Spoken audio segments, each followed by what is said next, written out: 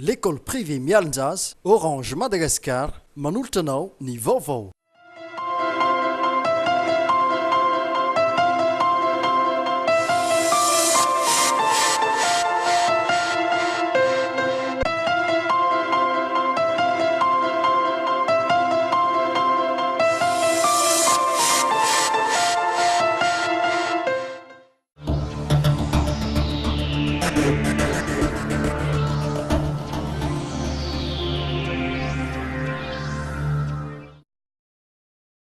Efitrano fiasana vaovao an'ny chef Zap Ilafy, io no notokanana ny zoma fa 7 volana aprily 2024 teo ateny an-toerana. Efitrano fiasana vaovao izay tafatsangana vokatry ny fiaraha-misalahany ireo ray aman-drenin'ny mpianatra sy ny mpampianatra ao amin'ity Zap ity. Nandritra ny kabary ny fandimbiasan'ireo tompon'andraikitra isanisan'ny teny an-toerana no tarin'ny ben'ny tanànan'i Ilafy sy ny avy eo amin'ny farim-piadiam-pampianarana Ambatondrazaka no nilazan'izy ireo ny mahazapy fitaratra ny Zap Ilafy ary nanafaran'izy tompon'andraikitra voalaza farany irihy ny tokony anarahan'ireo Zapy hafa ny lalana vitan'ny Zap Ilafy.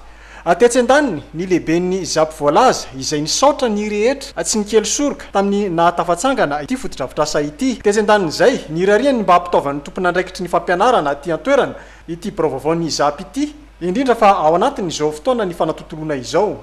Efa nisorona aloha ny fanjakana, efa nisorona ny ministera nanome anay any momba ny moto fomba miborona izay borona tsangana androany ity dia io aloha tsy fampiny indrindra ny machine, efa le machine ny écrire hatramin'izay nefa andro fanatotolona izao mangataka ny fitondrana ny malala tanana ny tompon'andraikitra isatsokaja zay mba hijeranay mandroana an'izay mba fanatanteranay natotosahana satria hita zao ny fanatanterana fanadinana amin'ny CPE ny BBC efa atonitra te atonitra. Ankoatra io moa efa misy ny vina sy ezaka ny ampidirana herinaratra amin'ity sekoly ity araka ny nambarany ity chef Zap ity hatrany.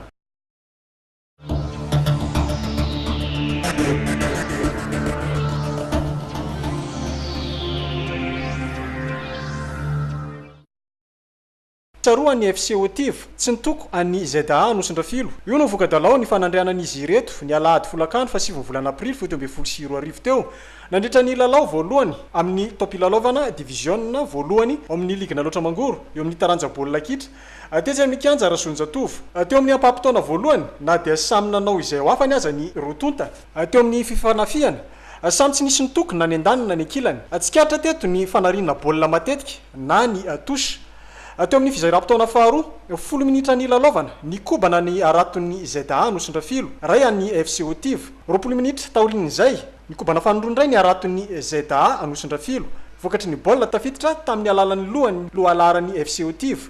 Nanomboka teo niezaka nandamina ny fomba filalao ry zareo ZA. Na izany aza nisy ihany ny tendrom-po tsy mba namana tao amin'ny mpilalao irain'ny ZA izay nakasy tanana ny mpilalaon'ny FCO Tiv ka nazahoan'ity voalohany karatra mena avy hatrany. Atapitra ny 20 minitra dia io isa roa no tsy misy io no nisarahan'ny rotonta. Afatra entitra moa no napetraky ny filohan'ny ligue-paritry ny baolina kitra loatra mangoro ny amin'ny tokony ananana esprit de fair play na ny tokony findrana ny amin'ny ligue ny aiady ho an'ireo zatra totohondry amin'ny lalao tahaka itony. Mitohy hatrany zany ny lalan'ny FCO Tiv.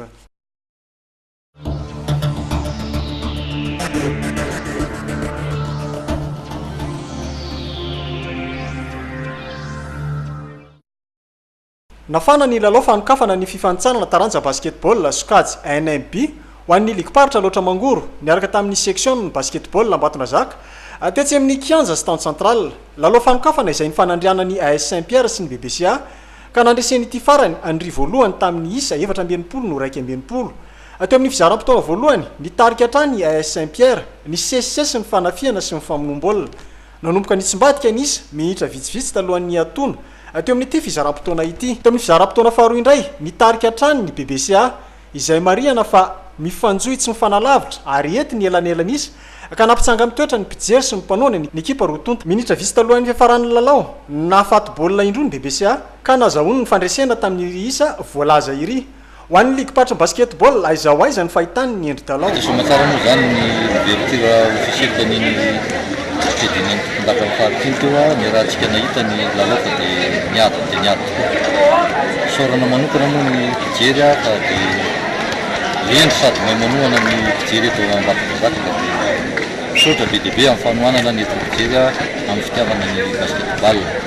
ny afatra moa zany a hoan'ny filazantsybidira dia misy foana ny baskety isan'andro mandritra ny terinandro ty hitantsika amin'ireny ny tady mitsitsika dia dia mifaritra dia manentana anareo mpijery rehetra zany a ho tonga foana anatrika izany lalao basketball zany ary amin'io ny fijerentsika baolina izay mahafinaritra tokoa tsika tsy tokony tambony kianja mihitsy a na miady tahaka n'inona ary ny baolina fa alao ny mpilalao ihany ny kianja fa itsika manoana ery afipetrahana ihany dia makasitraka tompoka makatelina tompoka na eo aza nefa izay everina ny ijeren'ny tompona andraikitra na eo aza nefa izany rehetra zany tsetsatsiaritra no iresahana ny amin'ny tokony ijereny ny tompona andraikitra mpikarakara ity kianja ity ny fotodrafitrasa izay isan'ny endriky ny tanàna nambatondrazaka.